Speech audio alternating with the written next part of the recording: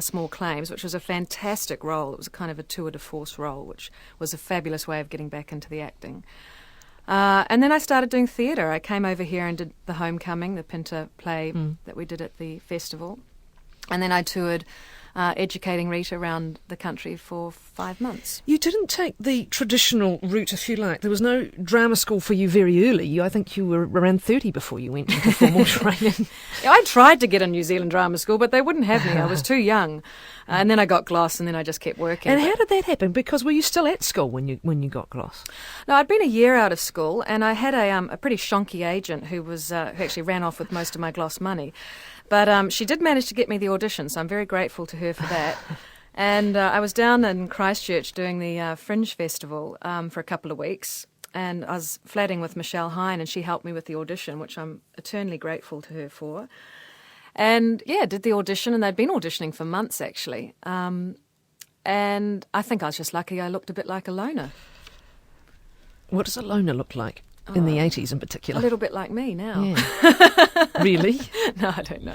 She's a gorgeous girl. Chelsea, she's a gorgeous girl in what was this very glitzy, sort of ambitious, groundbreaking, I mean, in many ways appalling, let's be honest, but at the time we loved it. Oh, yeah. It was, apart from Close to Home, it was perhaps our first real go at a soap, wasn't it? Yeah, it was the first time we went glamorous, wasn't it? I mean, most of the time we'd had kind of, you know, we were talking about sheep and had gumboots on and swan dries. It wasn't really something for New Zealand to do, to talk about money and look glamorous, and you know, it was Dynasty Down Under. How do you look back on it now? Oh, I just love it. I think it's so funny. I wish they'd bring it back so we could have cult nights. I think it would be hysterical.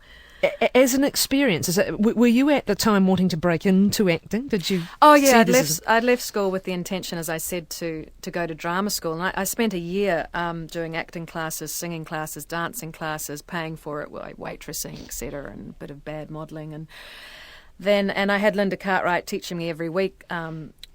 You know, giving me tuition on my drama school audition pieces.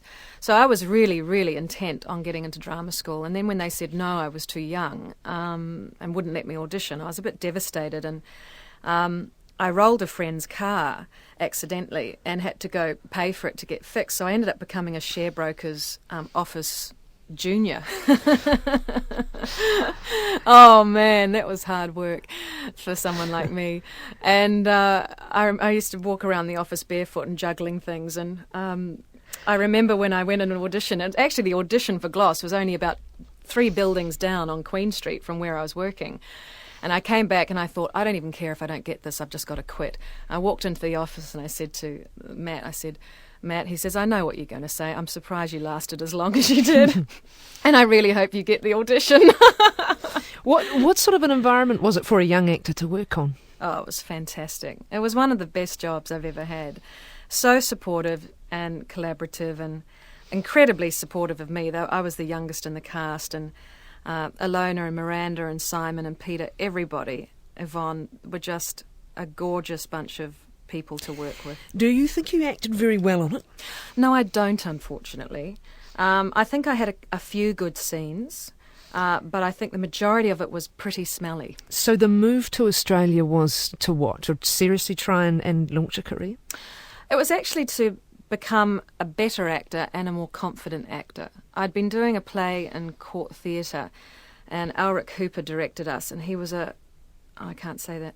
He was not very nice to me, and he really put me down because I'd been on TV and tried to undermine my confidence and achieved it. And I thought to myself, okay, so if you're not going to qualify yourself just because you haven't been to drama school, even though you've been working for 10 years, go to drama school, get your confidence, make sure this never happens again, that you can speak up for yourself in rehearsal and be brave and be free. So I went and did the journey, and I seriously, I wrote to Dean Carey, who's the director of the school, and said, you know, I've been riding on good cheekbones and instinct for too long. I actually need to know my craft. And the journey is what? The journey is a 2.5-year course, acting course at the Actors Centre in Sydney, Australia, yeah. And it was fantastic. It achieved everything I wanted to achieve and more. I had the time of my life. It's interesting you should say that the environment here undermined your confidence, because what I wanted to ask was whether the environment in Australia, whether you were talking theatre or drama school or indeed television, is much tougher, much more competitive. What is your experience? Look, I actually I think you create your own experience wherever you go. So I had a fantastic time in every job that I did. And I found everyone to be incredibly supportive and professional and passionate about their work. It wasn't in any way intimidating or alienating. You get the occasional jokes about New Zealanders and Australians, but that's got to be expected. It was good. It was really, really good. I didn't participate too much in the periphery or in the glam side of things. No, I didn't get into the scene at all. So I tend to do my job and then I go back to my own little life and my people. Well, I want to ask you about that, because you sort of sense almost an ambivalence about acting with you. What do you want now from your acting career? I'm anything but ambivalent about my work. What I'm ambivalent about is the scene around the work. I'm so passionate about every character I play and every job I do, but I don't buy into the whole kind of showbiz side of things. And I believe very much that we draw from our own experience and real people. I want to get as good as I can at this job. And I think it's important for actors, well, it is for me anyway, to take breaks from acting and recharge and fill up with real life. And then when you go to the next job, you've got all that reality and truth to bring to the job. So that's kind of my philosophy on that. So there's more to your life than acting. What is it when it's not acting?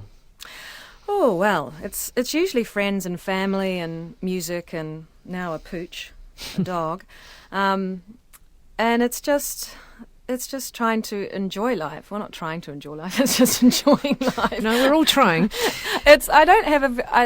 I could never be Kate Blanchett. She works far too hard. I respect her and admire her 150%, but I could not work at that level. I really like to...